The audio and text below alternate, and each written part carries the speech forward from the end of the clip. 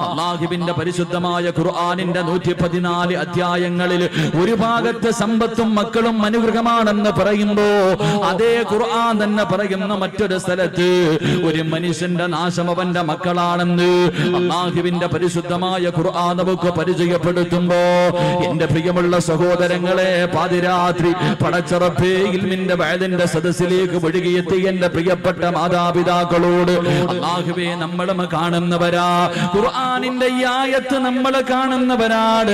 ഒരു സ്ഥലത്ത് അല്ലാഹുവേ മക്കള് കാരണം സന്തോഷിക്കുന്ന മാതാപിതാക്കളുണ്ട്, മക്കള് കാരണം സന്തോഷിക്കുന്ന മാതാപിതാക്കള്.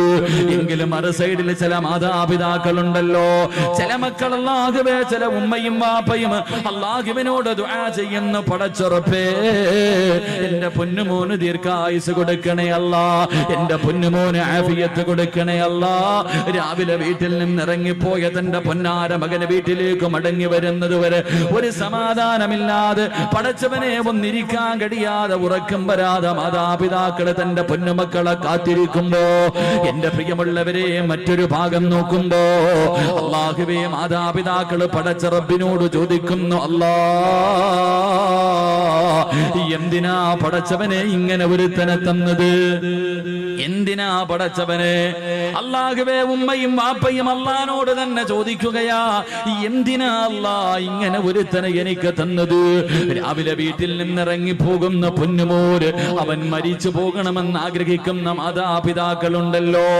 അല്ലാഹുവേ പടച്ചവനെ മക്കള് നന്നാകണമെന്ന് ആഗ്രഹിക്കുന്ന, തന്റെ മക്കള് നന്നാകണമെന്ന് ദുആ ചെയ്യേണ്ട നാവ് കൊണ്ട് ഇവൻ നശിച്ചു പോകട്ടെ, ഇവൻ മുടിഞ്ഞു പോകട്ടെ എന്നല്ലാഹുവേ തന്റെ മക്കൾക്കെതിരെ ദുആ ചെയ്യുന്ന മാതാപിതാക്കളുമുണ്ട്. എന്റെ പ്രിയമുള്ള സഹോദരങ്ങളെ, അങ്ങനെയുള്ള ഒരു കാലഘട്ടത്തിലൂടെ കടന്നു പോകുമ്പോ മാതാപിതാക്കൾക്ക് ഒരു വിലയും നൽകാത്ത മക്കളുടെ കാലമാണല്ലോ. പടച്ചവനെ പണം കിട്ടിക്കഴിയുമ്പോ, സൗന്ദര്യമുള്ള ഒരു പെണ്ണിനെ കിട്ടിക്കഴിയുമ്പോ അല്ലാഹുവേ പോറ്റി വളർത്തിയ മാതാപിതാക്കളെ വീട്ടിൽ നിന്ന് അടിച്ചിറക്കുന്ന മക്കളുണ്ടല്ലോ, മാതാപിതാക്കളോട് മിണ്ടാത്ത മക്കളുണ്ടല്ലോ, രോഗം പിടിച്ച ഉമ്മാനെ ചാക്കിൽ കെട്ടിയിട്ട് റോഡിന്റെ സൈഡിൽ കൊണ്ടുവന്ന് തെള്ളുന്ന മക്കളുടെ കാലമല്ലേ. എന്റെ പ്രിയമുള്ളവരെ, സ്കൂളിൽ പഠിക്കുന്ന യുവതലമുറയുണ്ടല്ലോ, തന്റെ കൂട്ടുകാരോട് പ്രായമുള്ള ഉമ്മയെ കാണിച്ചിട്ട് പ്രായമുള്ള വാപ്പയെ കാണിച്ചിട്ട് ഇതെന്റെ മാതാപിതാക്കളാണെന്ന് പറയാ മക്കള് മടിക്കുന്ന ഒരു കാലത്തുകൂടെ കടന്നു പോകുമ്പോ എന്റെ പ്രിയമുള്ളവരെ, നമ്മളെല്ലാവരും ഏറ്റവും കൂടുതൽ കേട്ട ഒരു ചരിത്രമുണ്ട്. ഈ കഴിഞ്ഞ വലിയ പെരുന്നാളിന് നമ്മളെല്ലാവരും ഒരു കുടുംബത്തെ കുറിച്ച് കേട്ടു. അല്ലാഹുവേ ഏത് കുടുംബത്തെ കുറിച്ചെന്നറിയുമോ? പരിശുദ്ധമായ മക്കയിലേക്ക് കോടാനുകോടി ലക്ഷക്കണക്കിന് ജനങ്ങള് അല്ലാഹുവിന്റെ ഭവനത്തിലേക്ക് പോയിട്ട് തിരിച്ചു വരുമ്പോ ഒരു കുടുംബത്തെ ഓർക്കാതെ ഒരു മനുഷ്യനും തിരിച്ചു വരാൻ കഴിയില്ല. അല്ലാഹുവിന്റെ മക്കയിലേക്ക് പരിശുദ്ധ കഅബയിലേക്ക് ചെന്നിട്ട് ഒരു വാപ്പയെയും ഉമ്മയെയും മകനെയും കുറിച്ച് ചിന്തിക്കാതെ അവര് തന്നെയാണല്ലോ, അവരുടെ സ്മരണ തന്നെയാണല്ലോ ഇബ്രാഹിം നബിയെയും ഹാജറ ബീബിയെയും ഇസ്മായിൽ നബിയെയും ഈ ഭാര്യ ഭർത്താവിനെയും മകനെയും ഓർക്കാതെ ഒരു മനുഷ്യനും മക്കയിൽ നിന്ന് മടങ്ങി വരാൻ കഴിയില്ലല്ലോ. എന്റെ പ്രിയമുള്ളവരെ, അല്ലാഹുവിന്റെ ഖുർആൻ പറഞ്ഞ മക്കളാരെന്നറിയുമോ? അല്ലാഹുവിന്റെ പരിശുദ്ധമായ ഖുർആൻ ഒരു മകനെ കുറിച്ച് പറഞ്ഞു തരികയാ. പാതിരാത്രി ഒരുമിച്ച് കൂടി എന്റെ പ്രിയമുള്ള ഉപ്പമാരോട് ഉമ്മമാരോട് എന്റെ പ്രിയപ്പെട്ട മാതാപിതാക്കളോട് ചെറുപ്പക്കാരോട്, മക്കളെ ഖുർആൻ പറഞ്ഞ മകനേതെന്നറിയുമോ? എന്റെ പ്രിയമുള്ളവരെ, അല്ലാഹുവിന്റെ ഖുർആൻ പറയുന്നു, ഇന്നല്ലാഹ ഇസ്തഫാ ലി ആദമ വനൂഹ വആല ഇബ്രാഹീം. അല്ലാഹുവിന്റെ പരിശുദ്ധമായ ഖുർആൻ പറയുന്നു, ആദം നബി അലൈഹിസ്സലാമിനെ അല്ലാഹു തിരഞ്ഞെടുത്തു, നൂഹ് നബി അലൈഹിസ്സലാമിനെയും അല്ലാഹു തിരഞ്ഞെടുത്തു. എന്നിട്ട് അല്ലാഹു പറഞ്ഞു വആല ഇബ്രാഹിം നബിയെ തെരഞ്ഞെടുത്തു എന്നല്ല പറഞ്ഞത്, ഇബ്രാഹിം നബിയുടെ കുടുംബത്തെ തെരഞ്ഞെടുത്തു എന്ന് പരിശുദ്ധമായ ഖുർആൻ പറയുകയാ. ഏത് കുടുംബമെന്നറിയുമോ? എന്റെ പ്രിയമുള്ളവരെ, ആരാണ് ഇബ്രാഹിം നബി എന്നറിയുമോ? ഇബ്രാഹിം നബിയുടെ ചരിത്രം ഈ മുസ്ലിമീങ്ങൾക്ക് മറക്കാൻ കഴിയില്ലല്ലോ. എന്റെ പ്രിയമുള്ളവരെ, മഹാനായ ഖലീലുള്ളാഹി ഇബ്രാഹിം നബി അലൈഹിസ്സലാം തന്റെ പ്രിയപ്പെട്ട ഭാര്യയായ സാറാ ബീവി റളിയല്ലാഹു തആല അൻഹ രണ്ടുപേരും വിവാഹം കഴിഞ്ഞു. ഒരുപാട് നാളുകളായി മക്കളില്ല, രണ്ടുപേർക്കും പ്രായമായിരിക്കുകയാണ്. ആ സമയത്ത് ഇബ്രാഹിം നബി അല്ലാഹുവിനോട് ദുആ ചെയ്യുകയാ, മക്കളെ കിട്ടാൻ ദുആ ചെയ്യുകയാണ്. എന്നിട്ടും മക്കളെ കിട്ടാതെ വന്നപ്പോ തന്റെ പ്രിയപ്പെട്ട ഭാര്യയായ സാറാ ബീവി റളിയല്ലാഹു തആല അൻഹ അവന്റെ ഭർത്താവായ ഇബ്രാഹിം നബിയോട് അവിടുന്ന് പറയുന്നു, നബിയേ, ഇനി ഞാൻ പ്രസവിക്കുമെന്ന് തോന്നുന്നില്ല നബിയേ, എനിക്കൊരുപാട് പ്രായമായല്ലോ, അതുകൊണ്ട് നിങ്ങൾ മറ്റൊരു വിവാഹം കഴിക്കണം നബിയേ. ഒരു ഭാര്യ ഭർത്താവിനോട് മറ്റൊരു വിവാഹം കഴിക്കാൻ പറയുകയാ. ഇബ്രാഹിം നബിയോട് പറഞ്ഞു, നിങ്ങൾ മറ്റൊരു വിവാഹം കഴിക്കണം. ആ വിവാഹത്തിലൂടെ ഒരു കുഞ്ഞുണ്ടായാ അത് എന്റെ കുഞ്ഞ് തന്നെയല്ലേ നബിയേ, എനിക്കവനെ സ്നേഹിക്കാൻ കഴിയുമല്ലോ. ഇബ്രാഹിം നബി തന്റെ പ്രിയപ്പെട്ട ഭാര്യയോട് പറഞ്ഞു, സാറാ, എങ്കിൽ നീ തന്നെ ഒരു പെണ്ണിനെ കാണിച്ചതാ. ആരെയാണ് ഞാൻ വിവാഹം കഴിക്കേണ്ടത്? നീ തന്നെ കാണിച്ചതാ സാറാ. സാറാ ബീവി റളിയല്ലാഹു തആല അൻഹ ഒരു പെണ്ണിനെ കാണിച്ചു കൊടുക്കുകയാ. ആരെയാ കാണിച്ചു കൊടുത്തത്? മഹദി ഹാജറാ. ഹാജറാ ബീവി റളിയല്ലാഹു തആല അൻഹയെ കാണിച്ചു കൊടുക്കുകയാണ്. എന്റെ പ്രിയമുള്ളവരെ, ചരിത്രമറിയാ, ഇബ്രാഹിം നബി ഹാജറാ ബിയെ വിവാഹം കഴിച്ചു. അവിടെ നിന്നൊരു കുഞ്ഞു ജനിക്കുകയാണ്, ഒരു പൊന്നുമോന് ജനിക്കുകയാണ്. ഇസ്മായിൽ എന്ന് പേരിടുകയാ. അല്ലാഹുവേ, തന്റെ പ്രിയപ്പെട്ട ഭാര്യ പ്രസവിച്ച് തന്റെ ചോര കുഞ്ഞിനെയും കെട്ടിപ്പിടിച്ചു കൊണ്ടിരിക്കുമ്പോ അതാ വരുന്നു ഇബ്രാഹിം നബി. വന്നിട്ട് പറയുന്നു, ഹാജറാ, യാത്രയ്ക്ക് പോകാൻ തയ്യാറെടുത്തോ. പ്രസവിച്ച് കിടക്കുന്ന ഭാര്യയോട് പറയുകയാണ്, ചോര കുഞ്ഞിനെയും എടുത്തിട്ട് യാത്രയ്ക്ക് തയ്യാറെടുത്തോ. ഹാജറ ചോദിച്ചു, എവിടേക്കാണ് പോകുന്നതെന്ന് ചോദിച്ചില്ല. ഭർത്താവ് ഒരുങ്ങാൻ പറഞ്ഞു, ഞാൻ പ്രസവിച്ച് കിടക്കുകയാണെന്ന് പറഞ്ഞില്ല. ഒരുങ്ങാൻ പറഞ്ഞു. ആ സാലിഹത്തായ പെണ്ണനുസരിക്കുകയാണ്. ഭർത്താവ് ഒരുങ്ങാൻ പറഞ്ഞു, ആ പെണ്ണൊരുങ്ങുകയാണ്. തന്റെ ചോര കുഞ്ഞിനെ എടുത്തു. അല്ലാഹുവേ, ഇബ്രാഹിം നബി അലൈഹിസ്സലാം കടന്നു പോവുകയാണ്. അവസാനം യാത്ര ചെയ്ത് മക്കയിലെത്തിയിട്ട് പടച്ചവനെ, സഫാ മർവ എന്ന് പറയുന്ന രണ്ട് മലകളുണ്ടല്ലോ. അല്ലാഹുവേ, ജനവാസമില്ലാത്ത ഒരു പറവ് പോലും പറക്കുന്ന പോകാത്ത ഒരു പറവ് പോലും ഇല്ലാത്ത ഒരു മനുഷ്യനില്ലാത്ത രണ്ട് മലകൾക്ക് നടുവിൽ തന്റെ പ്രിയപ്പെട്ട ഭാര്യയെയും ചോര കുഞ്ഞിനെയും അതാ ഇബ്രാഹിം നബി ഇറക്കി വിട്ടിട്ട് കുടിക്കാനുള്ള വെള്ളവും കഴിക്കാനുള്ള കാരക്കയും കയ്യിലേക്ക് വെച്ചു കൊടുത്തിട്ട് ഇബ്രാഹിം നബി അലൈഹിസ്സലാം തിരിച്ചു നടക്കുകയാ. സാറാ ബീവി ഇങ്ങനെ അതാ ഹാജറാ ബീവി അത്ഭുതത്തോടെ നോക്കുകയാണ്. തന്റെ പ്രിയപ്പെട്ട ഭർത്താവ് ചോദിക്കുന്നതിനൊന്നും മറുപടി പറയാതെ മിണ്ടാതെ നടന്നു പോവുകയാ. ഹാജറാ ബീവി ചോദിച്ചു, നബിയേ, അല്ലാഹുവിന്റെ കൽപ്പനയാണോ അതോ സ്വന്തം തീരുമാനമാണോ? ആ സമയത്തിന്റെ പ്രിയമുള്ളവരെ, ഹാജറാ ബീവി റളിയല്ലാഹു തആല അൻഹയോട് അവിടുന്ന് പറഞ്ഞ മറുപടി എന്തെന്നറിയുമോ? അവിടുന്ന് പറയുന്നു, ഹാജറാ, ഇത് എന്നെ പടച്ച റബ്ബിന്റെ തീരുമാനമാ ഹാജറാ. തന്റെ തോരക്കുഞ്ഞിനെ നെഞ്ചിലേക്ക് ചേർത്ത് പിടിച്ചിട്ട് ചിരിക്കുന്ന മുഖത്തോടെ ഹാജറ പറഞ്ഞു, ഹസ്ബുനല്ലാഹ്, ഹസ്ബുനല്ലാഹ്, എങ്കിലും നിങ്ങൾ സന്തോഷത്തോടെ പൊക്കോ. എന്നെയും എന്റെ കുഞ്ഞിനെയും നോക്കാൻ അല്ലാഹുവിനറിയാ. എന്നെയും എന്റെ കുഞ്ഞിനെയും നോക്കാൻ അല്ലാഹുവിനറിയാ. എന്റെ പ്രിയമുള്ളവരെ, ഇബ്രാഹിം നബി നടന്നു പോവുകയാ. കൊല്ലങ്ങൾ കഴിഞ്ഞു. ഇസ്മായിൽ നബി അലൈഹിസ്സലാം വളരുകയാണ്. ഇസ്മായിൽ നബി അലൈഹിസ്സലാം വളരുകയാണ്. വാപ്പ ഇടയ്ക്കിടയ്ക്ക് വരാറുണ്ട്. അങ്ങനെ വളർന്ന് ചരിത്രം പറയുന്നു. അവസാനം ഇബ്രാഹിം നബി അലൈഹിസ്സലാം മടങ്ങി വരികയാ. തന്റെ പ്രിയപ്പെട്ട ഭാര്യയുടെ മുന്നില്, മകന്റെ മുന്നിലേക്ക് അതാ വർഷങ്ങൾ കഴിഞ്ഞു മടങ്ങി വന്നു. ഇബ്രാഹിം നബി അലൈഹിസ്സലാം അതാ തന്റെ മകന്റെ കൂടെ കൂടിയിട്ട് വല്ലാത്ത സന്തോഷമാ. വാപ്പയും മകനും ഇങ്ങനെ സന്തോഷത്തോടെ കഴിയുന്നത് കണ്ടപ്പോ ഇബ്രാഹിം നബി അലൈഹിസ്സലാം ഇസ്മായിൽ നബിക്ക് 10 വയസ്സിന്റെ താഴെയാണ് പ്രായം. ചരിത്രം പറയുകയാ. എന്റെ പ്രിയമുള്ളവരെ, ഒരു ദിവസം രാവിലെയുണ്ടല്ലോ, ഇബ്രാഹിം നബി തന്റെ പൊന്നുമോന്റെ കയ്യിൽ പിടിച്ചിട്ട് ചോദിക്കുന്നു, മോനെ ഇസ്മായിലേ, അല്ലാഹു പറഞ്ഞിരിക്കുകയാ നിന്നെ അറുത്തു കൊടുക്കാൻ.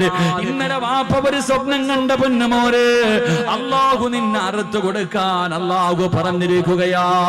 നിന്റെ അഭിപ്രായം എന്താണെന്ന് വാപ്പ തന്റെ പൊന്നുമകനോട് ചോദിക്കുമ്പോ ആ മകൻ വാപ്പയുടെ കയ്യിൽ പിടിച്ചിട്ട് ചിരിക്കുന്ന മുഖത്തോട് അവിടെന്ന് പറഞ്ഞ മറുപടി അല്ലാഹുവിന്റെ ഖുർആൻ പറയുകയാണ്, ഇഫ്അൽ മാ തുമർ സതജിദുനി ഇൻഷാ അല്ലാഹ്. വാപ്പയോട് തന്റെ പൊന്നാര 10 വയസ്സിന്റെ താഴെ മാത്രം പ്രായമുള്ള പൊന്നുമൂര് അവിടെന്ന് ചിരിച്ചുകൊണ്ട് പറയുന്നു, വാപ്പാ അല്ലാഹുവിന്റെ കൽപ്പന അനുസരിക്കണേ വാപ്പാ, അല്ലാഹു പറയുന്നത് അനുസരിക്കുക വാപ്പാ, വിധിയുണ്ടെങ്കിൽ നാളെ സ്വർഗത്തിൽ വെച്ച് കാണാ. തന്റെ വാപ്പയെ വല്ലാതെ അത്ഭുതപ്പെടുത്തുകയാണ്. എന്റെ പ്രിയമുള്ള പെങ്ങളെ, തിന്ന വാപ്പയുടെ കയ്യിൽ പിടിച്ചിട്ട് തന്റെ പൊന്നുമോനെ അറുക്കുന്നതിന് വേണ്ടി വാപ്പ തയ്യാറെടുക്കുമ്പോ, തന്റെ പൊന്നുമോനെ അറുക്കുന്നതിന് വേണ്ടി വാപ്പ തയ്യാറെടുക്കുമ്പോ ആ പൊന്നുമോൻ ഉപ്പയുടെ കയ്യിൽ പിടിച്ചിട്ട് പറഞ്ഞു, ഉപ്പാ എനിക്ക് 4 വസിയ്യത്തുണ്ട് വാപ്പാ. ആ 10 വയസ്സിന്റെ താഴെ മാത്രം പ്രായമുള്ള പൊന്നുമോനോട് വാപ്പ ചോദിച്ചു, എന്തേ മോനെ, എന്തേ നിനക്ക് അവസാനമായി വസിയ്യത്ത് ചെയ്യാനുള്ളത്? അവിടുന്ന് പൊന്നുമോൻ ഉപ്പാരോട് പറയുന്ന, ഉപ്പാ എന്നെ മലർത്തി കിടത്തിയിട്ട് കഴുത്തില് കത്തിവെച്ചറുക്കല്ലേ, എന്നെ കമഴ്ത്തി കിടത്തിയിട്ട് എന്റെ പിരടിയിലെ കത്തിവെച്ചറുക്കാൻ പാടുള്ളൂ. അത്ഭുതത്തോടെ ഇബ്രാഹിം നബി ചോദിച്ചു, മോനെ കാരണമെന്തേ? അവിടുന്ന് പറഞ്ഞു കൊടുത്തു, വാപ്പാ നിങ്ങളെ എനിക്ക് വല്ലാത്ത ഇഷ്ടമാ, എന്നെ നിങ്ങൾക്ക് വല്ലാത്ത ഇഷ്ടമാണ്.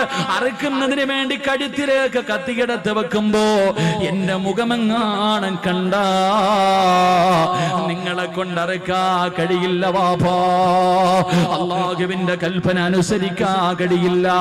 അതുകൊണ്ട് എന്നെ കമഴ്ത്തി കിടത്തിയിട്ട് പിരടിയില് കത്തിവെച്ചറുക്കാൻ പാടുള്ളൂ. രണ്ടാമതായി പറഞ്ഞു കൊടുക്കുന്നു, വാപ്പാ എന്റെ കയ്യും കാലും കെട്ടിയിടണേ വാപ്പാ, എന്റെ കയ്യും കാലും കെട്ടിയിടണം. എന്തിനാ മോനെ, എന്തിനാ മോനെ? വാപ്പാ നിങ്ങൾ എന്റെ കഴുത്തിൽ കത്തിവെച്ചറക്കുമ്പോ എനിക്ക് വല്ലാതെ വേദനിക്കുമല്ലോ. എന്റെ കൈകാലുകൾ ഇട്ടടിച്ചാ ഉപ്പയുടെ കൈവിറയ്ക്കും ഉപ്പാ, നിങ്ങളെ കൊണ്ടറുക്കാൻ കഴിയില്ല. മൂന്നാമതായിട്ട് പറയുന്ന, ഉപ്പാ ഞാൻ ധരിച്ചിരിക്കുന്ന എന്റെ വസ്ത്രം എന്റെ ഉമ്മാനെ കാണിക്കല്ലേ, എന്റെ ഉമ്മാനെ സഹിക്കൂല, എന്റെ ഉമ്മാടെ മനസ്സ് വേദനിക്കും. നാലാമതായിട്ട് ഇസ്മായിൽ എന്ന ചെറിയ പയ്യന് വാപ്പയോട് പറഞ്ഞു കൊടുക്കുകയാണ്, വാപ്പാ എന്നെ അറുത്തിട്ട് നിങ്ങൾ തിരിച്ചു പോകുമ്പോ എന്റെ ഉമ്മയോട് എന്റെ സലാം പറയടേ, എന്റെ ഉമ്മാനെ നാളെ സ്വർഗത്തിൽ വെച്ച് കാടാമെന്ന് ഞാൻ പറഞ്ഞു എന്ന് പറയണേ എന്ന് അറുക്കാൻ കൊണ്ടുപോകുന്ന വാപ്പയോടൊരു പൊന്നുമോ പറഞ്ഞു കൊടുത്ത ചരിത്രം കേൾക്കുമ്പോ ഏതൊരു വാപ്പയുടെയും മനസ്സിന്റെ ഉള്ളില്, ഏതൊരു ഉമ്മയുടെയും മനസ്സിന്റെ ഉള്ളില് അറിയാതെ ദുആ ചെയ്യുന്നു, അല്ലാ ഇതുപോലെ ഒരു മകന്, ഇതുപോലെ ഒരു കുഞ്ഞിന് എനിക്ക് നീ തരണേ അല്ലാ. അറിയാതെ റബ്ബിനോട് ദുആ ചെയ്യുമല്ലോ. അതുകൊണ്ട് എന്റെ പ്രിയമുള്ളവരെ റസൂലുള്ളാഹി പറയുകയാ, എപ്പോഴും ദുആ ചെയ്യുന്നവരാണല്ലോ. അല്ലാഹുവിന്റെ റസൂൽ പറയുകയാണ്, സാലിഹായ മക്കളെ നമുക്ക് വേണം, നന്മയുള്ള മക്കളെ നമുക്ക് വേണം, നമ്മളെ സ്നേഹിക്കുന്ന മക്കളെ നമുക്ക് വേണം, നമുക്ക് ദുനിയാവിലും ആഖിറത്തിലും ഉപകരിക്കുന്ന മക്കളെ നമുക്ക് വേണം. നമ്മുടെ മയ്യത്ത് കുളിപ്പിക്കാൻ അറിയുന്ന, മയ്യത്ത് നമസ്കരിക്കാൻ അറിയുന്ന, ഖബറിന്റെ ചാരത്ത് വന്ന് ദുആ ചെയ്യുന്ന അല്ലാഹുവിന്റെ പ്രവാചകൻ അവിടെന്ന് പറഞ്ഞു കൊടുത്തു, സഹാബാ ഒരു മനുഷ്യന് മരണപ്പെട്ട 3 കാര്യങ്ങള് പ്രയോജനം ചെയ്യൂ എന്ന് അഷ്റഫുൽ ഖൽഖ് നബി മുഹമ്മദ് മുസ്തഫ സല്ലല്ലാഹു അലൈഹി വസല്ലം അള്ളാന്റെ റസൂല് പറഞ്ഞു, ഒരു മനുഷ്യൻ മരണപ്പെട്ടാൽ മൂന്ന് കാര്യങ്ങളെ പ്രയോജനം ചെയ്യൂ. ഒന്ന്, ആ മനുഷ്യൻ ചെയ്ത സൽക്കർമ്മം. രണ്ട്, ആ മനുഷ്യൻ കൊടുത്ത സദക്കയുണ്ടല്ലോ. മൂന്ന്, മക്കളുടെ പ്രാധാന്യം മനസ്സിലാക്കാൻ, മക്കളുടെ വില മനസ്സിലാക്കണമെങ്കിൽ അള്ളാന്റെ റസൂല് പറഞ്ഞ ഈ ഒരേ ഒരു ഹദീസ് മതി. മൂന്ന്, അള്ളാന്റെ റസൂല് പറഞ്ഞു, മരിച്ച 6 അടി മണ്ണിനകത്ത് കൊണ്ടുവച്ച ഒരു മനുഷ്യന് പിന്നെ പ്രയോജനം ചെയ്യുന്ന മൂന്നാമത്തെ കാര്യം ഏതെന്നറിയുമോ? സ്വാലിഹായ ദുആ ചെയ്യുന്ന മക്കളാണെന്ന് നബി മുഹമ്മദ് മുസ്തഫ. നബി മുഹമ്മദ് മുസ്തഫ, നബി മുഹമ്മദ് മുസ്തഫ എന്തേ പറഞ്ഞത്? മരിച്ചുപോയ ഒരു മനുഷ്യന് പ്രയോജനം ചെയ്യുന്ന മൂന്നാമത്തെ കാര്യം സാലിഹായ മക്കൾ എന്നല്ല പറഞ്ഞേ, സാലിഹായ മക്കൾ എന്നല്ല പറഞ്ഞേ. സാലിഹായ മക്കളുണ്ട്, നിസ്കരിക്കും, നോമ്പ് പിടിക്കും, വയലു പറയും, വയലു കേൾക്കും, സദക്ക കൊടുക്കും, എല്ലാ നല്ല കാര്യവും ചെയ്യും. ഉമ്മാനെയും വാപ്പാനെയും പള്ളിക്കുഴി കൊണ്ടുവച്ചാൽ പിന്നെ ആ പരിസരത്തോട്ട് പോകത്തില്ല. ഇങ്ങനെയുള്ള മക്കളെ കിട്ടിയിട്ട് വല്ല പ്രയോജനമുണ്ടോ? ഇങ്ങനെയുള്ള മക്കളെ കിട്ടിയിട്ട് പ്രയോജനമില്ല. വാപ്പയും ഉമ്മയും മരിച്ചു കഴിഞ്ഞാൽ പിന്നെ കഴിഞ്ഞു, കുഴിച്ചിട്ട് കഴിഞ്ഞാൽ അവരോടുള്ള ബന്ധം കഴിഞ്ഞു. അങ്ങനെയല്ല. റസൂലുള്ള പറഞ്ഞു, സ്വാലിഹായ ദുആ ചെയ്യുന്ന മക്കൾ, സാലിഹായ മരിച്ചുപോയവരുടെ ഖബറിന്റെ ചാരത്ത് ചെന്ന് പൊട്ടിക്കരഞ്ഞ് ദുആ ചെയ്യുന്ന മക്കൾ, അതാണ് മക്കളെന്ന് നബി മുഹമ്മദ് മുസ്തഫ. നബി മുഹമ്മദ് മുസ്തഫ. അള്ളാഹു അങ്ങനെയുള്ള മക്കളിൽ എന്നെയും നിങ്ങളെയും ഉൾപ്പെടുത്തി അനുഗ്രഹിക്കുമാറാകട്ടെ. അള്ളാഹു അങ്ങനെയുള്ള മക്കളെ നമുക്ക് നൽകി അനുഗ്രഹിക്കുമാറാകട്ടെ. ആദ്യം അങ്ങനെയുള്ള മക്കളാകണം ഞാനും നിങ്ങൾ. ഇപ്പം ചോദിക്കും, നിങ്ങളൊക്കെ വളർന്നു, നിങ്ങൾക്ക് മക്കളായി, പക്ഷെ നിന്റെ ഉമ്മയ്ക്കും ബാപ്പയ്ക്ക് നീ എത്ര വളർന്നാലും മക്കൾ തന്നെയല്ലേ? എത്ര വളർന്നാലും നിന്റെ മാതാപിതാക്കൾക്ക് നീ മക്കളാണ്. അപ്പം നീയും നന്നാകണം, നിന്റെ മക്കളും നന്നാകണം. അള്ളാഹു നമ്മളെല്ലാവരെയും നന്നാക്കി തരുമാറാകട്ടെ. അള്ളാഹു നമ്മളൊക്കെ സാലിഹ്യങ്ങളിൽ പെടുത്തുമാറാകട്ടെ. സ്വാലിഹായ മക്കളാകാൻ ആഗ്രഹമുള്ളവരെന്ന് കൈവക്കിക്കും. സാലിഹായ മക്കള് അൽഹംദുലില്ലാഹ്, പെണ്ണുങ്ങളൊന്നും പൊക്കൂല, വേറെ വല്ല കാര്യത്തിലും ഇപ്പൊ ചാടി കയറി എഴുന്നേറ്റ് നിന്നേ. നീ സാലിഹായ നിനക്കുള്ള, നീ ചെയ്ത നിന്റെ മക്കൾ നിന്നോട് ചെയ്യും, നീ ചെയ്തില്ലേ നിന്റെ മക്കളും അത് തന്നെ കാണിക്കും. അള്ളാഹു നമ്മളൊക്കെ സാലിഹ്യങ്ങളിൽ പെടുത്തുമാറാകട്ടെ. സാലിഹായ മക്കളെ കിട്ടണമെങ്കിൽ വെറുതെ കിട്ടൂല. സാലിഹായ മക്കളെ കിട്ടണമെങ്കിൽ വെറുതെ കിട്ടൂല. സാലിഹായ മക്കളെ കിട്ടണമെങ്കിൽ ചില കാര്യങ്ങൾ ചെയ്യണമെന്ന് അള്ളാഹുവിന്റെ വിശുദ്ധ ഖുർആൻ. അള്ളാഹു പഠിക്കാൻ ഭാഗ്യം നൽകി അനുഗ്രഹിക്കുമാറാകട്ടെ. ചില കാര്യങ്ങൾ ഖുർആൻ പറയുന്നുണ്ട്. ആ പറയുന്ന കാര്യങ്ങൾ ചെയ്താലേ നമുക്ക് നല്ല മക്കളെ കിട്ടത്തുള്ളൂ. അള്ളാഹു അങ്ങനെയുള്ള മക്കളിൽ പെടുത്തുമാറാകട്ടെ. അള്ളാഹു പഠിക്കാനുള്ള ഭാഗ്യം നൽകി അനുഗ്രഹിക്കുമാറാകട്ടെ. എൻ്റെ പ്രിയമുള്ള സഹോദരങ്ങളെ, സാലിഹായ മക്കളെ കിട്ടണമെങ്കിൽ ഒന്ന്, എല്ലാവരും നേരെ ഇരിക്കും. എല്ലാവരും നേരെ ഇരുന്നേ. ചെളിയിലായിരിക്കുന്നത്, കാല് പൊതയണ്ട. എല്ലാവരും നേരെ ഇരിക്കും. ഇങ്ങനെ ചാരി ഇരിക്കുമ്പോൾ ഉറക്കം വരും. ഇങ്ങനെ ചാരി ഇരിക്കുമ്പോൾ ശൈത്താൻ അടുത്ത് വന്നിട്ട് അളിയാ ഉറങ്ങടാന്ന് ഇങ്ങനെ തടകുക. ഓനിങ്ങനെ തടകി ഉറക്കാൻ നടക്കുക. ഓനിപ്പോ ഏറും കൊണ്ടിട്ട് വെറുതെ നടക്കുക. ഈ 28 ലക്ഷം ഹാജിമാരെങ്ങാണ്ട് ഈ വർഷമുണ്ട്. എല്ലാരും കൂടെ എറിഞ്ഞെറിഞ്ഞവന്റെ ഊപ്പാട് വന്നിരിക്കുക. എല്ലാരും കൂടെ പോയി കിടന്നിട്ട് ജംറയിലും അള്ളാഹു 7 കല്ല് വെച്ച് 21 കല്ല് ഒരു ദിവസം. എന്തോ ഏറെന്ന് പറഞ്ഞ ഓരോ മനുഷ്യന്റെ ഏറ്. ചില പാകിസ്ഥാനികളൊക്കെ ചെരുപ്പാ എറിയുന്ന ഊരിയിട്ട് ശൈത്താനെ. അതാ മനസ്സിലാക്കേണ്ടത്.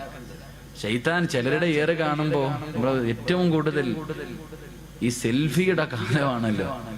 ജംറയിൽ ഇങ്ങനെ കല്ലെറിയ, ശൈത്താനെ കല്ലെറിയുന്ന സമയത്ത് ഒരുത്തൻ ഒരു സെൽഫി, ശൈത്താനോടൊപ്പം ഒരു സെൽഫി പത്രത്തിലൊക്കെ ഉണ്ടായിരിക്കും. കല്ലെറിയുമ്പോഴും സെൽഫി. ഓനെ നോക്കിയിട്ട് ശൈത്താൻ ചിരിക്ക, എടാ നീ എന്നെ എറിയുന്നു, നീ നിന്നെ തന്നെ എറിയടാ എന്നാ ചിന്തിക്കണേ. അപ്പൊ അതുകൊണ്ട് ഇങ്ങനെയുള്ള സദസ്സിൽ വന്നിരുത്തിയിട്ട് നമ്മളെ ഉറക്കാൻ അവൻ പരിശ്രമിക്കും. ഉറങ്ങണ്ട, ഉറങ്ങാനൊരു ഭാഗ്യം വേണം. ഇല്ലേ ഉസ്താദ്, സ്വർഗത്തിരുന്ന് ഉറങ്ങാനൊരു യോഗം വേണ്ടേ? ശരി, അള്ളാഹു നമുക്ക് കയ്യുമാ നൽകി അനുഗ്രഹിക്കുമാറാകട്ടെ. അതുകൊണ്ട് സാലിഹായ മക്കളെ കിട്ടണമെങ്കിൽ ഒന്ന് ഖുർആൻ പറയാം. അള്ളാഹുവിന്റെ പരിശുദ്ധമായ ഖുർആൻ പറയുന്ന സ്വാലിഹായ മക്കളെ കിട്ടണമെങ്കിൽ ഒന്ന്. എന്റെ പ്രിയമുള്ള സഹോദരങ്ങളെ, ഒരു മനുഷ്യൻ ഒരു കൃഷി ചെയ്യാൻ തീരുമാനിച്ചു. കൃഷി ചെയ്യാൻ ഒരാള് തീരുമാനിക്കുമ്പോ ഇന്ന സ്ഥലത്ത് കൃഷി ചെയ്താൽ വിളവ് കിട്ടുമെന്ന് ഉറപ്പുള്ള സ്ഥലത്തല്ലേ കൃഷി ചെയ്യാറുള്ളൂ? ഇല്ലേ മനുഷ്യന്മാരെ പറ. ഇവിടെ കൃഷി ഇറക്കിയാൽ വിളവ് കിട്ടുമെന്ന് ഉറപ്പുള്ള സ്ഥലത്തെ ഒരാൾ കൃഷി ചെയ്യത്തുള്ളൂ. ഒരു കട, ഒരു സ്ഥാപനം തുടങ്ങിയാൽ ഇവിടെ കച്ചവടം ഉണ്ടാകും, ലാഭം ഉണ്ടാകാൻ സാധ്യതയുണ്ടെങ്കിൽ മാത്രമേ ഒരാൾ അവിടെ കടയിടാൻ പോകത്തുള്ളൂ. കടയിട്ടാൽ കച്ചവടം നടക്കൂല എന്നുറപ്പുള്ള സ്ഥലത്ത് ആരെങ്കിലും കൃഷി ഇറക്കോ അല്ലെങ്കിൽ കടയിടോ? ചെയ്യൂല. എങ്കിൽ അല്ലാഹുവിന്റെ പരിശുദ്ധമായ ഖുർആൻ പറയുകയാണ്, സ്വാലിഹായ മക്കളെ കിട്ടണമെങ്കിൽ ഒന്നാമതായി ഖുർആൻ പറയുകയാ, വൽ ബലദു തയ്യിബു യഖ്റുജു നബാതുഹു ബിഇദ്നി റബ്ബി വല്ലദീ ഖബസു ലഹാ യഖ്റുജു ഇല്ലാ നക്ദാ. വിവാഹം കഴിക്കാത്ത എന്റെ പ്രിയപ്പെട്ട ചെറുപ്പക്കാരെ നല്ലതുപോലെ കേൾക്കണേ. അല്ലാഹുവിന്റെ ഖുർആൻ പറയുകയാണ്, പെണ്ണെന്ന് പറഞ്ഞാൽ ആരെന്നറിയുമോ? നിസാഉകും ഹർസുൽ ലക്കും ഫഅതു ഹർസകും. മോനെ, പെണ്ണെന്ന് പറഞ്ഞാൽ നിന്റെ കൃഷിയിടമാണ്. പെണ്ണെന്ന് പറഞ്ഞാൽ നിന്റെ കൃഷിയിടമാണ്. അതുകൊണ്ട് നീ നല്ല കൃഷിയിടത്തിൽ വിളവിറക്കിയാലേ നിനക്കും നല്ല വിളവ് കിട്ടൂ എന്ന് പരിശുദ്ധ ഖുർആൻ. അല്ലാഹു പറയുകയാണ്, നല്ല കൃഷിയിടത്തിൽ കൃഷി ഇറക്കിയാ നിനക്ക് നല്ല വിളവ് കിട്ടും. മോശമായ പറമ്പിൽ നീ കൃഷി ഇറക്കിയാ നീ ഉദ്ദേശിക്കുന്ന വിളവ് നിനക്ക് കിട്ടൂല എന്ന് ഖുർആൻ പറയുമ്പോ, എന്റെ പ്രിയമുള്ള മുസ്ലിമേ, സ്വാലിഹായ ദുനിയാവിലും ആഖിറത്തിലും ഉപകരിക്കുന്ന മക്കളെ നിനക്ക് കിട്ടണമെങ്കിൽ അല്ലാഹുവിന്റെ പരിശുദ്ധമായ ഖുർആൻ പറയുകയാ, മോനെ, റോഡിന്റെ ഓരത്ത് നിന്ന് പുഞ്ചിരിക്കുന്നവളെ കെട്ടല്ലേ, കണ്ടവളമാരെ കെട്ടല്ലേ. അള്ളാന്റെ ഖുർആൻ പറയുകയാണ്, നല്ല പെണ്ണിനെ വിവാഹം കഴിക്കണേ, നല്ല പെണ്ണിനെ വിവാഹം കഴിക്കണേ. നല്ല ഉമ്മയുടെ വയറ്റിലെ നല്ല മക്കള് ജനിക്കാറുള്ളൂ. നല്ല ഉമ്മയ്ക്ക് നല്ല മക്കള് പിറക്കാറുള്ളൂ. അള്ളാഹുവേ, നല്ല വാപ്പയ്ക്ക് നല്ല മക്കള് ജനിക്കൂ എന്ന് അള്ളാഹുവിന്റെ പരിശുദ്ധമായ ഖുർആൻ പരിചയപ്പെടുത്തുമ്പോ, എന്റെ പ്രിയമുള്ളവരെ, നല്ല ഉമ്മമാർക്ക് നല്ല മക്കള് ജനിക്കൂ. അള്ളാഹുവിന്റെ റസൂൽ അതുകൊണ്ടാ പറഞ്ഞത്, എന്റെ പ്രിയമുള്ളവരെ, നല്ല ഉമ്മയുടെ വയറ്റിൽ എത്രയോ നല്ല മക്കള് ജനിച്ചതിന്റെ ചരിത്രം നമുക്ക് കാണാൻ കഴിയും. എന്റെ പ്രിയമുള്ളവരെ, കേട്ടതാണെങ്കിലും ഒരു ചരിത്രം ഞാൻ പറഞ്ഞു തരാ. ഒരു നല്ല വാപ്പയ്ക്കും ഉമ്മയ്ക്കും ജനിച്ചവരെ പൊന്നുമോനെ കുറിച്ച് പറഞ്ഞു തരട്ടെ. മഹാനായ സാബിത്ത് ഇബ്നു ഇബ്രാഹിം എന്ന് പറയുന്ന ഒരു ചെറുപ്പക്കാരനുണ്ടല്ലോ. കാണാൻ എന്ത് സുന്ദരനെന്നറിയുമോ? വല്ലാതെ യുവത്വത്തിന്റെ നടുവിലൂടെ നടന്നു പോകുന്ന ഒരു ചെറുപ്പക്കാരനാ. പക്ഷേ പടച്ചവനെ വല്ലാത്ത പേടിയാ. അല്ലാഹുവിനെ പേടിച്ച് ജീവിക്കുന്നവനാണ്. പടച്ചവനെ വിശപ്പ് സഹിക്കാൻ കഴിയാതെ വീട്ടിൽ കിടന്നിട്ട് ഉറക്കം വരുന്നില്ല. അവിടെ നിന്ന് മുണ്ട് മുറുക്കി ഇവിടെ കെട്ടിയ ചെറുപ്പക്കാരൻ ഇറങ്ങി നടക്കുകയാണ്. അവസാനം നടന്ന് ഒഴുക്കമുള്ള ഒരു പുഴയുടെ ചാരത്ത് പോയി തളർന്നു കിടക്കുകയാ. ഒരു പുഴയുടെ ചാരത്ത് പോയി തളർന്നു കിടക്കുകയാണ്. അങ്ങനെ വിശപ്പ് സഹിക്കാൻ കഴിയാതെ തളർന്നു കിടക്കുമ്പോ വെള്ളത്തിലൂടെ ഒരു ആപ്പിൾ ഇങ്ങനെ ഒഴുകി വരികയാ. വെള്ളത്തിലൂടെ ഒരു ആപ്പിൾ ഇങ്ങനെ ഒഴുകി വരികയാണ്. സാബിത്ത് ഇബ്നു ഇബ്രാഹിം എന്ന് പറയുന്ന ചെറുപ്പക്കാരൻ ആപ്പിളങ്ങ് കാണുമ്പോ വിശപ്പിന്റെ കാഠിന്യത്താൽ അറിയാതെ അതങ്ങെടുത്ത് കഴിക്കുകയാണ്. പടച്ചവനെ, ആപ്പിളങ്ങ് ആർത്തിയോടെ തിന്നുകയാണ്. തന്റെ ആമാശയത്തിലേക്ക് ആപ്പിളിന്റെ ഒരൽപ്പം തന്റെ വയറിന്റെ ഉള്ളിലേക്ക് കടന്നു ചെന്നപ്പോ വിശപ്പിനൽപ്പം ശമനം കിട്ടിയപ്പോ ആ ചെറുപ്പക്കാരൻ ചിന്തിച്ചു, അല്ലാ, ഇതാരുടേതാണെന്നറിയില്ലല്ലോ പടച്ചവര്. ഹറാമ് തിന്നുപോയല്ലോ, ഹറാമന്റെ വയറ്റിൽ പെട്ടുപോയല്ലോ, എന്റെ ദുനിയാവും ആഖിറവും നഷ്ടപ്പെട്ടു പോയല്ലോ. പടച്ചവനെ, എന്റെ അമലുകളൊന്നും സ്വീകരിക്കില്ലല്ലോ. ഞാൻ മരിച്ചാ നരകത്തിലാണല്ലോ. കയ്യിൽ പകുതി ആപ്പിൾ പിടിച്ചിട്ടൊരു ചെറുപ്പക്കാരൻ പുഴയുടെ ചാരത്ത് നിന്ന് തലയിലൂടെ മണ്ണ് വാരിയിട്ടിട്ട് പൊട്ടിക്കരയുകയാ. അല്ലാഹുവേ, സമാധാനമില്ല. എല്ലാവരും നോക്കുമ്പോ പൊട്ടിക്കരഞ്ഞുകൊണ്ട് എന്റെ നാശമേ എന്ന് വിളിച്ചുകൊണ്ട് ആ ഒഴുക്കുള്ള പുഴയ്ക്കെതിരായി നടക്കുകയാണ്. ആ പുഴയുടെ ചാരത്തുകൂടെ നടക്കുകയാ. എല്ലാവരും അത്ഭുതത്തോടെ നോക്കുന്ന ഒരു പ്രാന്തനെ പോലെ, അതാ തലയ്ക്ക് ബോധമില്ലാത്തവരെ പോലെ പൊട്ടിക്കരഞ്ഞുകൊണ്ട് അല്ലാഹുവേ കരഞ്ഞുകൊണ്ട് പോവുകയാണ്. ഈ ചെറുപ്പക്കാരെ കിലോമീറ്ററുകളോളം നടക്കുകയാ. അവസാനം ഒരു ആപ്പിള് തോട്ടം കണ്ടു. ആ തോട്ടത്തിൽ നിന്നാണ് ആപ്പിള് വെള്ളത്തിലേക്ക് വീണതെന്ന് മനസ്സിലാക്കി പൊട്ടിക്കരഞ്ഞുകൊണ്ട് തോട്ടത്തിനകത്തേക്ക് കടന്നു ചെല്ലുകയാ. ഒരു മനുഷ്യനകത്ത് നിൽക്കുന്നു, കരഞ്ഞുകൊണ്ട് പറഞ്ഞു, എനിക്കൊന്ന് പൊരുത്തം തരുമോ? ഞാൻ അറിയാതെ വിശപ്പിന്റെ കാഠിന്യത്താൽ ഒരാപ്പിളിന്റെ പകുതി ഞാൻ കടിച്ചുപോയി.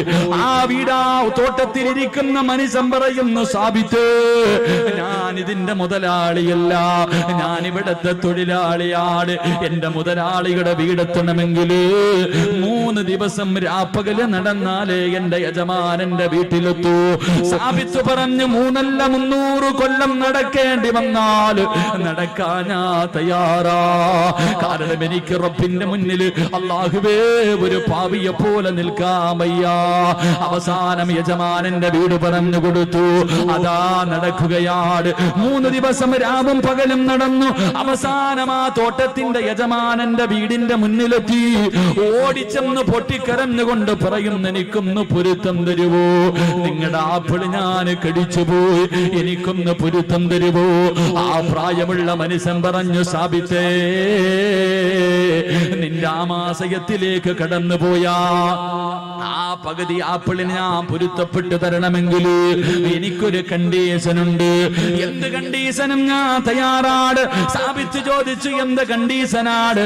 അവിടെന്ന് പറഞ്ഞു, എനിക്കൊരു പൊന്നുമോളുണ്ട്, അവളെ നീ വിവാഹം കഴിക്കണം. അവൾക്കാണെങ്കിൽ കണ്ണിന് കാഴ്ചയില്ല, അവൾക്ക് ചെവിക്ക് കേൾവിയില്ല, അവൾക്ക് നടക്കാൻ കാലില്ല, വികലാംഗയായ കാണാനടകില്ലാത്ത എന്റെ പൊന്നുമോളെ വിവാഹം കഴിച്ചാലേ നിനക്ക് പൊരുത്തം തരൂ എന്ന് പറയുമ്പോ പൊട്ടിക്കരഞ്ഞുകൊണ്ട് സാബിത്ത് പറഞ്ഞു, അല്ലാ, ഒരു കൊതുകിന്റെ ചിറകിന് പോലും വിലയില്ലാത്ത ദുനിയാവല്ലേ, എന്തിനും ഞാൻ തയ്യാറാ. അവസാനം കണ്ണില്ലാത്ത, കണ്ണ് കാണാത്ത, ചെവി കേൾക്കാത്ത, കാലില്ലാത്ത, കാണാ സുന്ദരിയല്ലാത്ത, ഒരിക്കൽ പോലും കണ്ടിട്ടില്ലാത്ത പെണ്ണിനെ വിവാഹം കഴിക്കുകയാണ്. റബ്ബേ, വിവാഹം കഴിഞ്ഞു. മണിയറയ്ക്കകത്തേക്ക് കടന്നു ചെല്ലുമ്പോ സുബ്ഹാനല്ലാഹ്, കാണാനഴകുള്ള ഒരു സുന്ദരിയായ പെണ്ണ് മണിയറയ്ക്കകത്ത് ഒരുങ്ങിയിരിക്കുകയാ. സാബിത്ത് ചോദിച്ചു, എന്റെ ഭാര്യ എവിടെ? കണ്ണ് കാണാത്ത, ചെവി കേൾക്കാത്ത, സൗന്ദര്യമില്ലാത്ത, കാലിന് സ്വാധീനമില്ലാത്ത എന്റെ ഭാര്യ എവിടെ എന്ന് ചോദിക്കുമ്പോ ആ പെണ്ണ് കയ്യിൽ പിടിച്ചിട്ട് പറഞ്ഞു, സാബിത്തേ, ഞാനാണ് നിന്റെ ഭാര്യ, ഞാൻ തന്നെയാണ് നിങ്ങളുടെ ഭാര്യ. എന്റെ ഉപ്പ എന്റെ കണ്ണിന് കാഴ്ചയില്ലെന്ന് പറയാനുള്ള കാരണം എന്തെന്നറിയുമോ? ജനിച്ചതിന് ശേഷം, എനിക്ക് ഓർമ്മ വെച്ചതിന് ശേഷം അല്ലാഹു കാണല്ലേ എന്ന് പറഞ്ഞ ഒരു കാര്യവും എന്റെ കണ്ണുകൊണ്ട് ഞാൻ കണ്ടിട്ടില്ല സാബിത്ത്. ഹറാമിന്റെ കണ്ണുകൊണ്ട് കണ്ടിട്ടില്ല, ഹറാമിന്റെ ചെവി കൊണ്ട് കേട്ടിട്ടില്ല, ഒരുത്തനെയും ഫോൺ വിളിച്ചിട്ടില്ല, ഒരു വികാരമുണ്ടാകുന്ന ഒരു മോശമായ സംസാരവും എന്റെ ചെവി കൊണ്ട് ഞാൻ കേട്ടിട്ടില്ല. മൂന്നാമതായിട്ട് ആ പെണ്ണ് പറയുകയാ, അല്ലാഹു പോകരുതേ എന്ന് പറഞ്ഞ ഒരു സ്ഥലത്തേക്ക് എന്റെ ഈ കാലുകൊണ്ട് എന്ന് ഞാൻ നടന്നു പോയിട്ടില്ല. അതുകൊണ്ടാണ് എന്റെ വാപ്പ ഇങ്ങനെ പറഞ്ഞെന്ന് പറയുമ്പോ, എന്റെ പ്രിയമുള്ളവരെ, പെണ്ണെന്ന് പറഞ്ഞാൽ ഇങ്ങനെയാ, ഒരു പെണ്ണെന്ന് പറഞ്ഞാൽ ഇങ്ങനെയാണ്. വെള്ളത്തിലൂടെ ഒഴുകി വന്ന ആപ്പിളെടുത്ത് കടിച്ചിട്ട് പൊരുത്തം ചോദിക്കാൻ പോയ ചെറുപ്പക്കാരൻ, ഈ വാപ്പയ്ക്കും ഉമ്മയ്ക്കും ഒരു മകൻ ജനിച്ചു, ഈ വാപ്പയ്ക്കും ഉമ്മയ്ക്കും ഒരു മകൻ ജനിച്ചു. ഇവരുടെ കൃഷിയിടത്തിൽ ഒരു വിളവ് കിട്ടി. ആ വിളവിന്റെ പേരെന്തെന്നറിയുമോ? മഹാനായ ഇമാമുനാ അബൂ ഹനീഫ. ആ കൃഷിയിടത്തിലെ വിളവാണ് അബൂ ഹനീഫ റഹ്മഹുല്ലാഹ് എന്ന് ചരിത്രം പഠിപ്പിക്കുകയാണ്. ആ കൃഷിയിടത്തിൽ നിന്ന് കിട്ടിയ വിളവാണ് മഹാനായ ഇമാമുന അബൂ ഹനീഫത്തുൽ കൂഫി റഹ്മഹുല്ലാഹ്. അല്ലാഹു ഈമാൻ നൽകി അനുഗ്രഹിക്കുമാറാകട്ടെ. അതുകൊണ്ട് നല്ല പെണ്ണിനെ വിവാഹം കഴിക്ക്. അതുകൊണ്ടാ റസൂലുള്ളാഹ് പറഞ്ഞത്, ഫളുഫറു ബിദാത്തിദ്ദീൻ, നീ ദീനുള്ള പെണ്ണിനെ വിവാഹം കഴിക്കണേ എന്ന് നബി മുഹമ്മദ് മുസ്തഫ. നബി മുഹമ്മദ് മുസ്തഫ, നബി മുഹമ്മദ് മുസ്തഫ. അതുകൊണ്ടാണ് റസൂലുള്ള പറഞ്ഞത്, ദീനുള്ളവളെ കെട്ടണം, കണ്ടവളെ കെട്ടരുത്. ഇന്നിപ്പോ ദീൻ ആരും നോക്കാറില്ലല്ലോ. വേറെ 3 കാര്യങ്ങളാ നോക്കണം. പണം ഉണ്ടോന്ന് നോക്കും, പണമുണ്ടോ എന്ന് നോക്കും. ഒന്ന് പെറ്റതാണെങ്കിലും കുഴപ്പമില്ല, ഒരുത്തന്റെ കൂടെ ഒളിച്ചോടിയതാണെങ്കിലും കുഴപ്പമില്ല, തന്നെക്കാലം വയസ്സുകൂടെ ഒന്നും വേണ്ട, പണമുണ്ടോ കെട്ടാൻ തയ്യാറാണ്.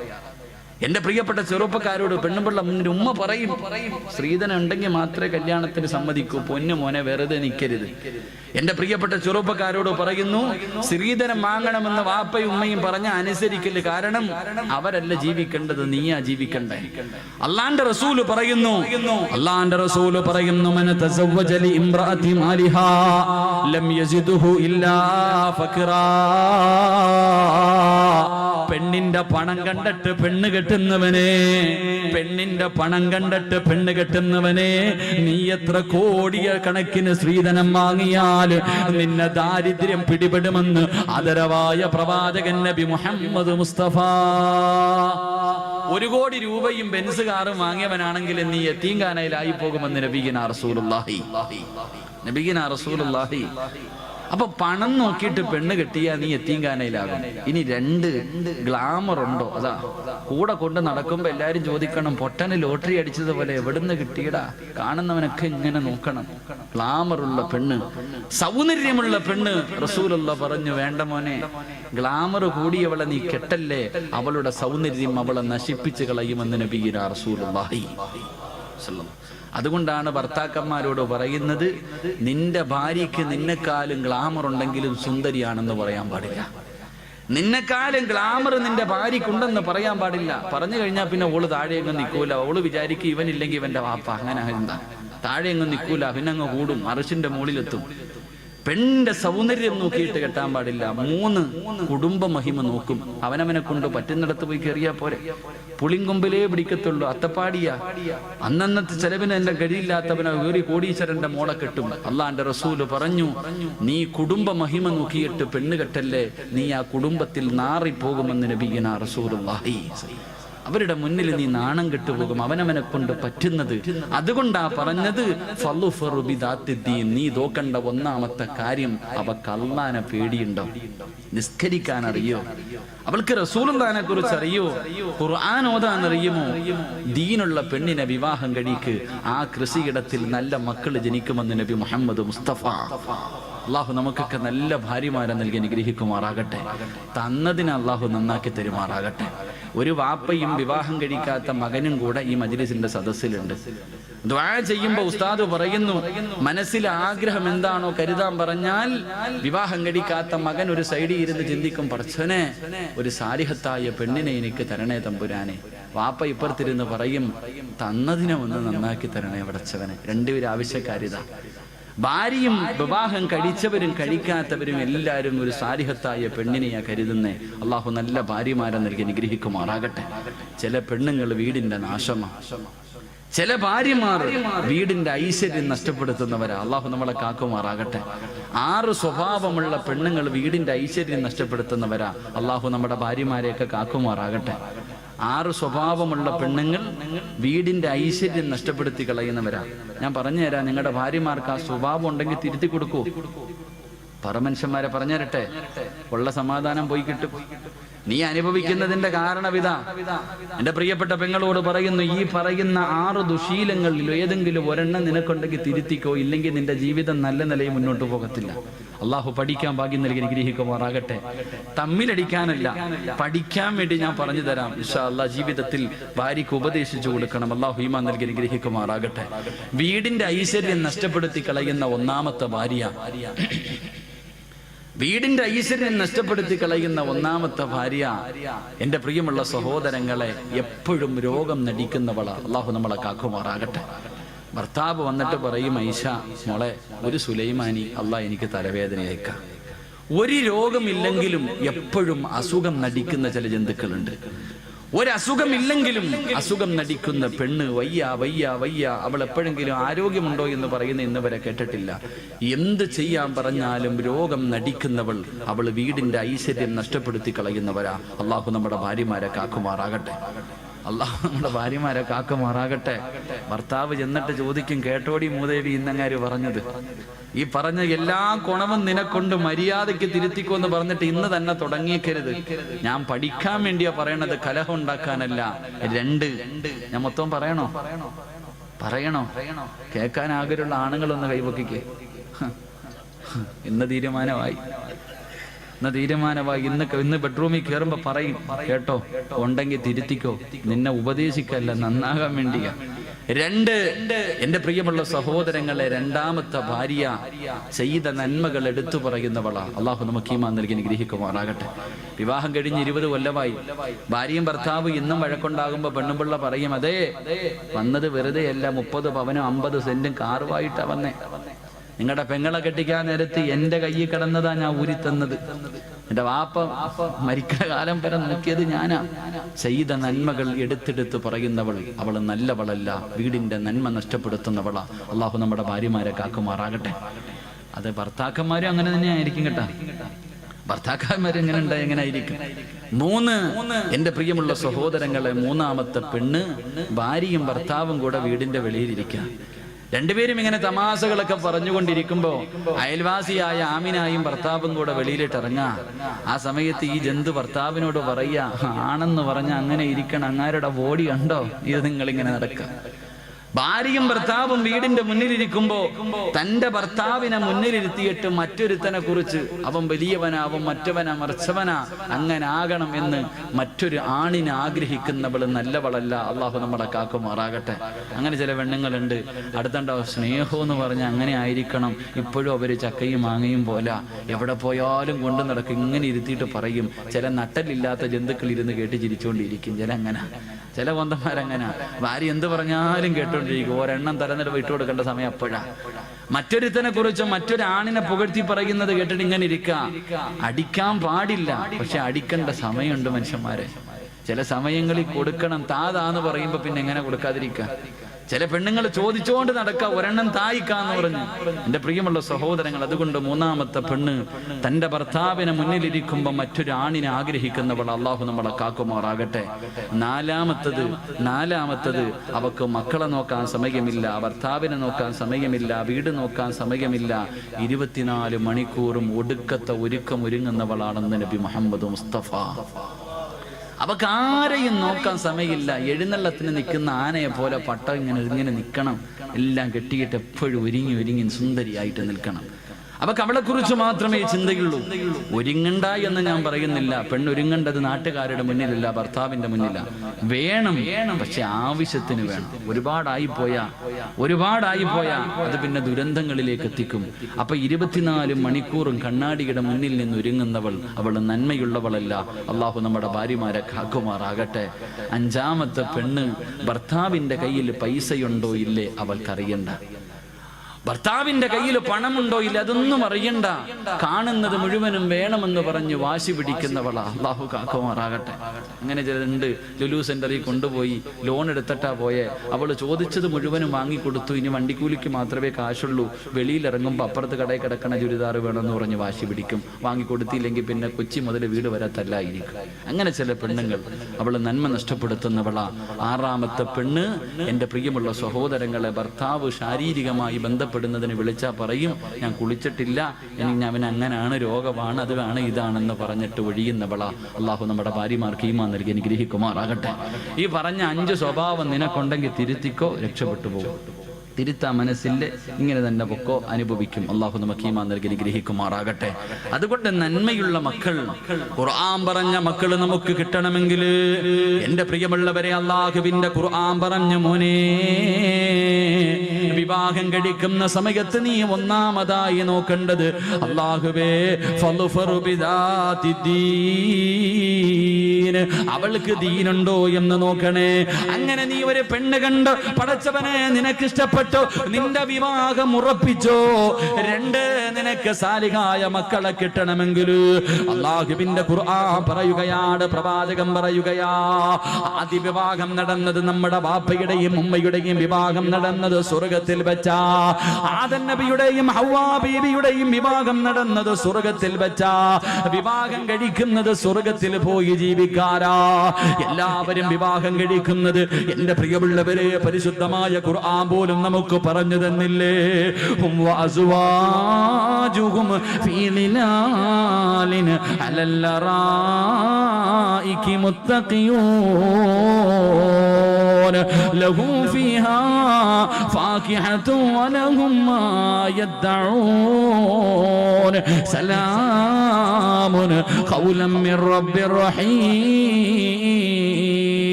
അല്ലാഹുവിന്റെ ഖുർആൻ പറഞ്ഞു നാളെ പടച്ചവന്റെ അനുഗ്രഹങ്ങൾ കൊണ്ട് നിറച്ച സ്വർഗ്ഗത്തില് സ്വർണ്ണത്തിന്റെ ചാരുകസേലയിൽ ഒരു ഭാര്യയും ഒരു ഭർത്താവും തന്റെ മക്കളും ഇരുന്നുകൊണ്ട് അതാ ആസ്വദിക്കുമെന്ന് പരിശുദ്ധമായ ഖുർആൻ നമുക്ക് പരിചയപ്പെടുത്തുമ്പോ നമ്മുടെ ജീവിതം ദുനിയാവിലല്ല, നമ്മൾ കാലാകാലം ജീവിക്കേണ്ടത് പടച്ചവന്റെ സ്വർഗ്ഗത്തിലാണ്. നമ്മുടെ തറവാട് അവിടെയാ. അതുകൊണ്ട് റസൂലുള്ള പറയുന്നു ആദ്യ വിവാഹം നടന്നത് പടച്ചവന്റെ സ്വർഗ്ഗത്തിൽ വെച്ചാ. അതുകൊണ്ട് എന്റെ പ്രിയമുള്ളവര് ദുനിയാവിലെ ഏറ്റവും നല്ല സ്ഥലമേതെന്നറിയുമോ? ദുനിയാവിൽ അല്ലാഹുവിന് ഏറ്റവും ഇഷ്ടപ്പെട്ട സ്ഥലമേതെന്നറിയുമോ? അതല്ലാഹുവിന്റെ പള്ളികളാ, അതല്ലാഹുവിന്റെ പള്ളികളാ. അതുകൊണ്ട് മോനെ, നിന്റെ രക്തത്തിൽ നല്ല മക്കള് പിറക്കണമെങ്കിൽ രണ്ട്, നിന്റെ വിവാഹം പള്ളിയിൽ വെച്ച് നടത്തണേ എന്ന് ആദരവായ പ്രവാചകൻ നബി മുഹമ്മദ് മുസ്തഫ.